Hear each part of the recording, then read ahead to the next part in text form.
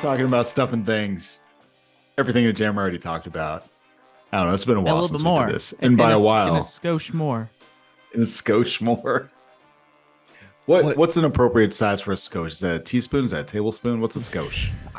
That's a good question. It's just like that the thing where if you make a little bit of difference over time, it is huge. It's like that equivalent. So imagine you're a spaceship launching off into space, and you get just nudged a skosh off course. It's that much. I was just gonna Okay. say the thing. What made it so funny for me, Jonesy, was just because I can see you like watching the screen, and it was just this hilarious moment of the pause where I was like, he forgot he's supposed to go right after Jammer. That's been what 2 made weeks. it so funny for me. I Been know. weeks. I Dive know. right into I it. know, right? It's Jump been right a in. while. Jump right in. 2 feet. 2 feet deep into the fuck up. All right. You guys ready to talk about a movie? Let's talk about it. I'm excited. This has been a movie I've been waiting for a long time, ever since it was first canceled. Let's just go ahead and dive right into it. I want to talk a little Let's bit dive of right into history it. first. All right. History of Nimona. After my Nimona. Go ahead. So a knight is framed for a crime he didn't commit. The only person who can help him prove his innocence is Nimona, a shape-shifting teen who might also be a monster he's sworn to kill. Based on a webcomic of the same name by N.D. Stevens, Nimona is directed by Nick Bruno, Troy Quayne. It stars Chloe Grace Moritz and Riz Ahmed. As of this recording, it sits as a 93 and a 93 on Rotten Tomatoes. We have an accord, Nice. Jammer. I know. We do. We have some agreement. Not you and I, the people. We'll find out. We'll find out later if we agree at all. Or if All this right, is the worst let's animated go. film ever to animate. Would you like to give So- your non-spoiler thread? We moved on from Toots. We're in thread territory now. No, oh yeah, we're in Threads. I love it. We're in yeah, Threads, I baby. actually was thinking about that last night when I signed up on Threads. I was just like, are we gonna get rid of the Mastodon thing on the podcast and just go Threads? We're done. My We're moving thread on. is We're moving at the speed of social media. I would say that this movie is a fulfilling and emotional ride with beautiful animation in spite of some minor narrative shortcomings that make the world maybe feel a little bit less than realized, but overall still a good one. That's my thread, even though it's a shitty thread. I'll give it, as far as my rating goes, I would probably give it a B+. Okay. So my thread is that it is a beautifully animated and wonderfully acted film. Nimona is fun but predictable romp that the whole family can enjoy. So I think I'm maybe about the that's same. a B part of plus. it as well, where it's like, as far as predictability, it's like, yeah, we kind of know where it's going, ish. I will say, for the first third of the movie, I was just like, where is this going? I have no idea where this is going. What's going on? Like, what are the arcs? What are the things here? And then once you're past a certain point, it's like, okay, this is where it's going. But it took me a bit, so maybe I wouldn't agree with that. It's completely predictable. Well, at least from and that's the get-go. thing. So let's jump on the spoilers, because the first thing that I would say is this. This is this a film for kids, or is this for adults, or is this like a Shrek? Where is this? Where is this? It's Where a would you Shrek. put this? It's a funny you say Shrek, All right. because literally as I was watching this is literally Shrek, kind of, Yeah. in terms So- of the message. I don't know that I could tell you as I sat there and watched Shrek, like, this is where this is going. I don't know that I could say that. With this, from the opening, I was like, that person did it. Right? Oh. Like, and so yeah. it was kind of like, all right, so now I'm just waiting to see where this is going to go. Like, as I'm watching, I'm like, these people are in a relationship. She's the one that did it. And it's just like, I'm glad that Riz Ahmed and Chloe Grace were so good together that kind of overcame that. And it was so fun to look at, because it really did remind me of Arcane. Yeah. That just Yep. popped on the screen. And so those narrative things, if you had told me that this was for kids, I think I would be more forgiving of the predictability. But yeah, given that you were like, it's basically Shrek, I'm like, all right, then fine, fuck it. The predictability is a problem for me. I don't mind it too much. I mean, think about it this way: like, people go into stories, they're like, I want these tropes. I think it's a well executed. It executes well on all of its tropes. There's nothing Yeah. wrong with a story or a thing executing well on pre-established tropes, and I think this movie does it very well. I really felt for Nimona. I really felt for the knight guy whose name escapes me. Like, I really got to like them as characters. Boldheart? Like you mentioned, their dynamic. Yes, their dynamic was really great together, and clearly that was the focus. That was where they put all of their energy, into the point where those things you said, yeah, this person did it, this person did it. That stuff was kind of resolved earlier than I expected it to be, and that wasn't the conflict. It had more to do with the relationships. So I think that was clearly, it was very much just like, okay, no matter what, everything is going to revolve around the relationship between these two and their whatevers. And I think that made it a satisfying watch beyond just plot. Yeah. I remember being mildly offended as I watched the beginning. I was like, oh, it's very interesting to me that they have this black queen. It's like, I'm going to democratize this thing, right? I'm going to take the classism out of it. And the white woman's like, fuck you. It's time for you to die, bitch. And I thought that was very fascinating. I think we should give a spoiler warning. Let's move on into spoilers. I said we're in spoilers. Oh, did you? Okay. I said that. I was avoiding. I was avoiding it. Oh, right, no. Fine. But yeah, it's funny. How she's just like, no, not today. No, not today. You're too progressive. No. Director Karen's like, nah, fuck that. No, old way. I thought that was just like kind of interesting. Makes sense. And so yeah, this is. Actually, I want to say the history for at the end, because I want it to be its own little, its own thing. Okay. So let's talk about spoiler details before we get. So in addition to the animation, the thing that really stuck out to me that I really loved was the setting itself. So in addition to the relationship between the characters, we get this really cool mashup of basically Blade Runner and Camelot. And it's like, what would have happened if they wanted to honor the past and keep all of the things that made Camelot awesome, but they still progress to the Blade Runner future? And that was basically this, which I really dug. I don't like, just quickly scraping my brain, that's not something that I can recall, because even if you have something like Warhammer, right, where you have like these futuristic knight marines and you have these swords, or Warcraft, which doesn't seem as futuristic, like it's one or the other. And I thought that this did a really cool job of splitting the difference.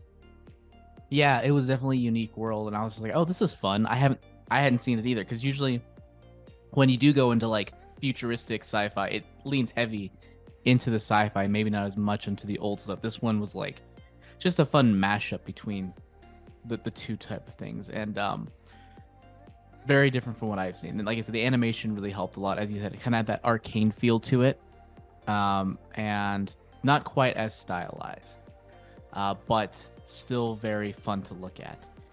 What was the moment that you thought, oh, this movie, it was something that you're interested? Because I went into it mostly cold. I didn't even know the premise. I knew the history, but I didn't know the premise of it. So I was like, I'm not really sure what to expect. Literally what it was is we woke up and I was just like, oh, hey, Nimona's on there. And all that I really known about it was that one teaser trailer at the beginning where it's like her drawings and stuff. And I'm not sure if you saw that one. It was the teaser trailer, not the actual trailer. So I didn't know what the plot was going to be like. Until I suggested this to you, I knew nothing about it. Oh, okay. Yeah. And I'm not even sure I watched the trailer before I said, what about this? Because I think I sent you like 3 things. Like, what about any of these? It was funny. As you sent it to me, I was like past the first act when you sent that to me. So it was just like perfect timing. I was just like, oh, great. Awesome. So at what point did you start loving? Because there was a specific point where I kind of like, oh, I'm understanding what this is. And it was the moment where the girl went when she changed. That was it? That was the moment where you realized, oh, I like this. Yeah. So I liked when she was going into the, like when she introduced herself and going into the plot of like what she could do for him as basically his henchwoman, which was fun. But when she's telling him, hey, don't freak out when she starts changing, I liked that, because that's kind of when I felt like the movie opened up a little bit, and him seeing who she was, and you getting to see the comedy and kind of the real nature of what this movie was going to be about.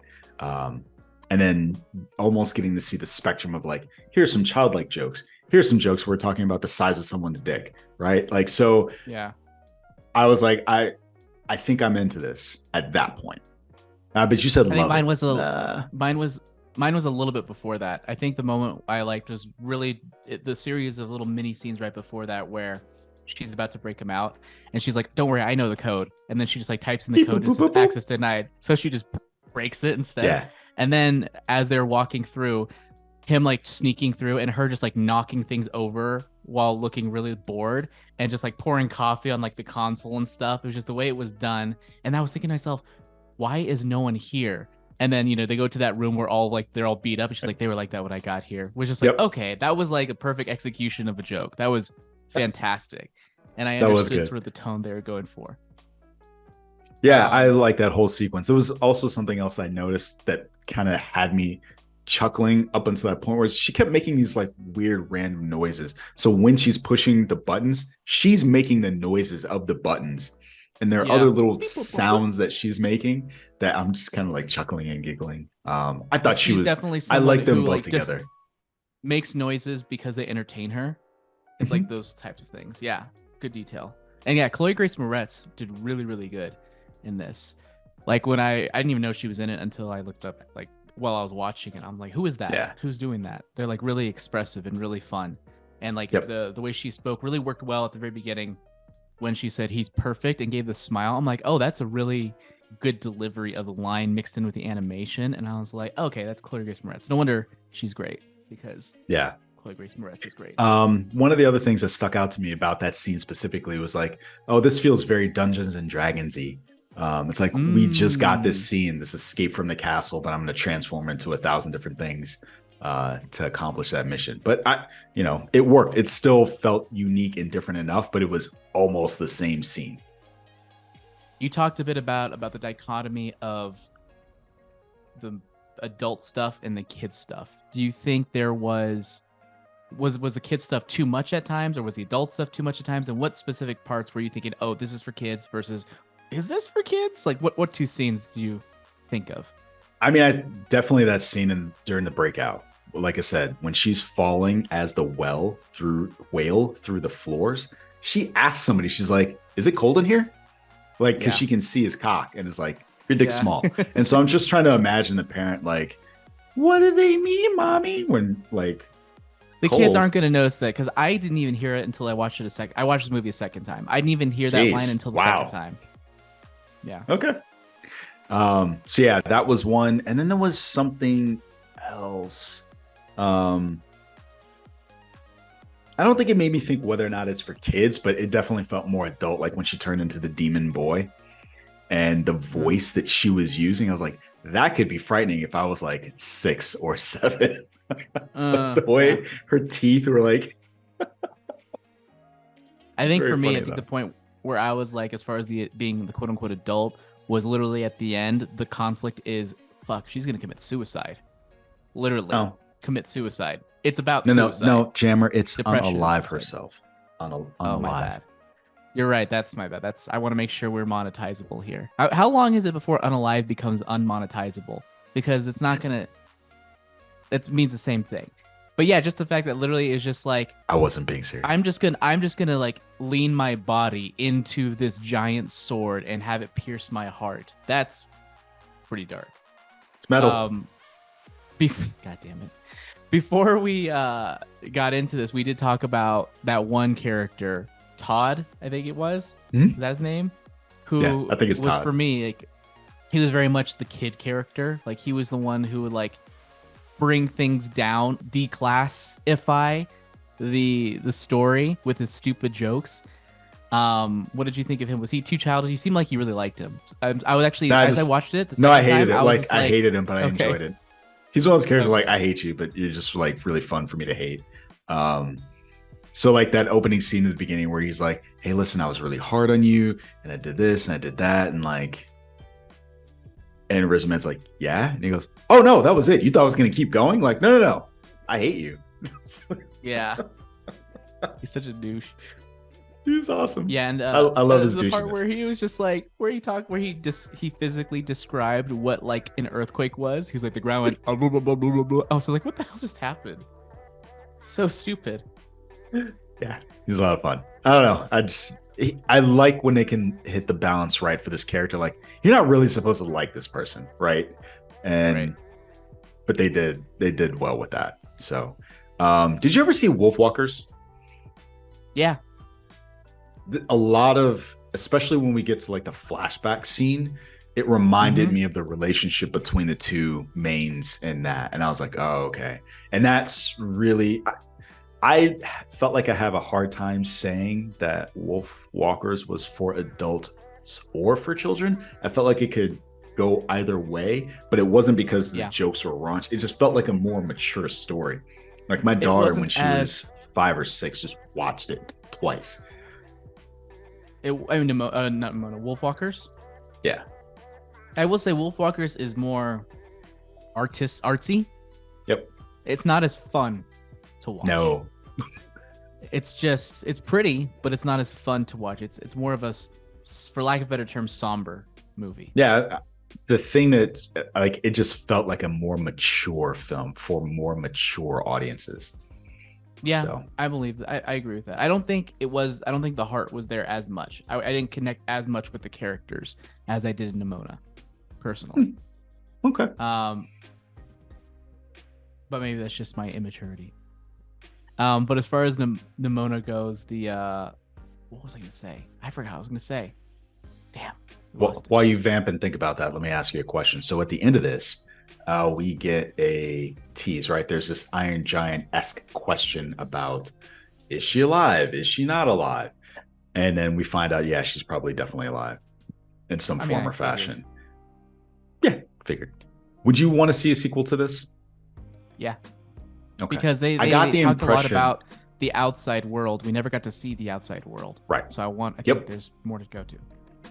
I got the impression, so I was very interested after I watched this, when I found out that this was based on a comic book. I didn't know that until we got to the end. I looked it up, and so the synopsis, it seems like we got what the story was for the comic book.